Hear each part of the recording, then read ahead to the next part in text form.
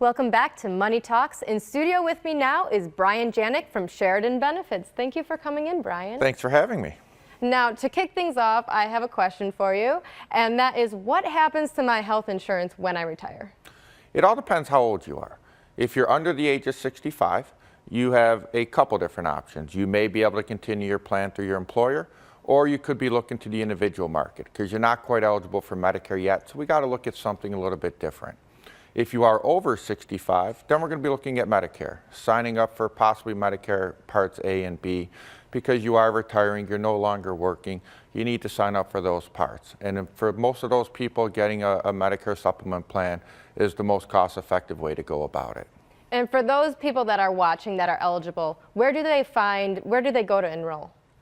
They go to, you can either go directly to the carrier or you go to a broker like us. As a broker, what we are is we're independent of the carriers. So we can make life a lot easier for the person that's sitting down with us.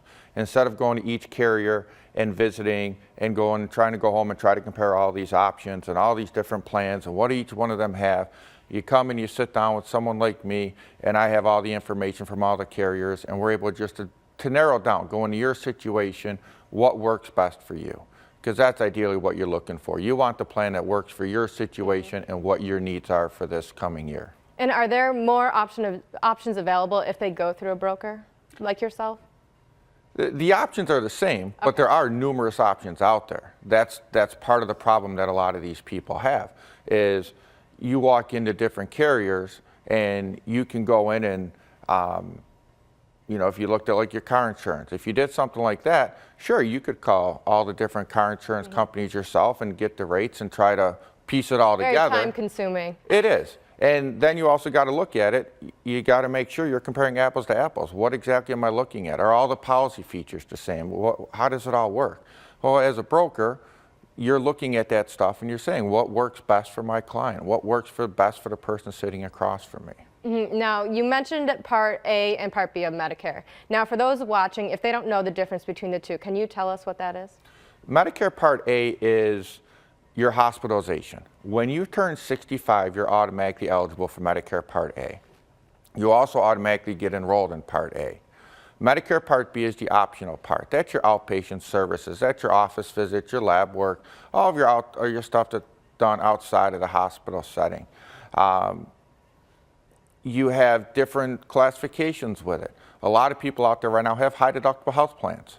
And when they turn 65, they're not eligible to contribute to their health savings account anymore.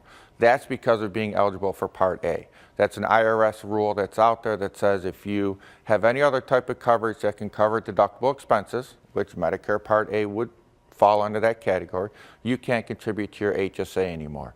So those are some things too that as people are turning 65 and the plans they're on, does the plan that I have through my employer, does that work? Is that the best plan for me? Can I still plan and do what I've been doing and have my plan still work the way it was working before? Yep. Now, if I continue to work at age 65, do I have to enroll in Medicare Part B? Depends on the size of the company you have. If your company has more than 20 employees, then no, you do not. It's your option. If your company has less than 20 employees, you have to. Medicare is automatically primary on you, and you need to make sure you sign up. And making sure you sign up is crucial because there's penalties out there. You know, there's penalties for Part B. There's also penalties on your prescription drug part of it. You stay underneath your company plan or whatever plan that you have. If you don't have what's called creditable drug coverage, you could face a Part D penalty. And unfortunately, the way these penalties work is they stick with you for life. So if I'm 65 and older and I'm still working and my company offers insurance, do I have to take it through my company? No. Okay. No, you have that option. It's up to you as to what you want to do. You might be lucky. Some people work for companies that do buyouts. They offer people incentives to not take the company insurance. If people have that type of situation, then what works well is they can use that money to help pay for the other expenses. If somebody has to take Medicare Part B, in many cases it's lower cost for them. Overall, they can get a better plan for less money by going through the Medicare part of it than going through the company. And for those that are 65, what are the deadlines to enroll in Medicare? Your deadline is going to be, you have a 7-month window when you turn 65. You have the 3 months prior to when you turn 65, you have the month you turn, and you have the 3 months after it. And if you miss that deadline, you're going to run into the open enrollment time period, which goes January to December 31st. All right. Thank you for joining us, Brian.